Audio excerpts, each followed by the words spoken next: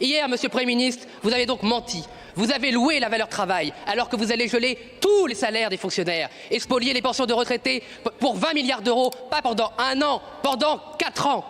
Hier, Monsieur le Premier ministre, vous avez menti, car vous promettez de régler la crise des finances publiques, alors que vous continuez à augmenter la dépense de 28 milliards d'euros. En 8 longues années, vous n'aurez donc jamais été capable de baisser d'1 seul centime la dépense publique. Vous avez caché, Monsieur le Premier ministre, tous ces mensonges par une forfaiture encore plus cynique. Vous avez menti à des milliers de Françaises et de Français qui travaillent dur et qui nourrissent la légitime espoir de pouvoir prendre leur retraite plus tôt. Vous mentez avec les socialistes, mais vous mentez mal.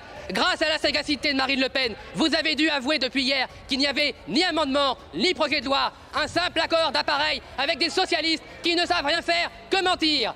19 milliards d'impôts, un mensonge sur les retraites, quel beau pacte de lâcheté avec les LR et les socialistes. Merci Alors avouez vos mensonges. Mais, monsieur le député, vous êtes dans une drôle de position puisque vous nous dites ce budget, vous voulez le combattre. Venez débattre. Ne nous censurez pas. Ne prêtez pas à l'idée que c'est dans les urnes que les Français vont voter le budget. Ce n'est pas comme ça que ça se passe. Ce n'est pas comme ça que la Constitution est organisée. Alors je voulais vous dire, dans ce budget, vous parlez de mensonges. Moi, je pense qu'il faut nous dire effectivement la vérité.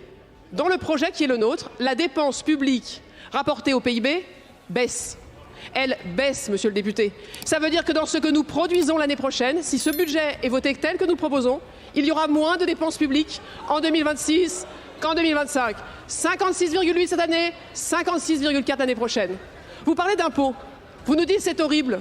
Il y aura moins d'impôts par rapport au PIB l'année prochaine qu'en 2019.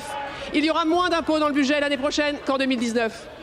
Et quand vous nous dites « nous ne pouvons vous croire, vous mentez », il y a une chose, monsieur le député, une chose, que pas à pas, semaine après semaine, mois après mois, j'ai suivi avec vous en toute transparence. C'est l'exécution du budget 2025.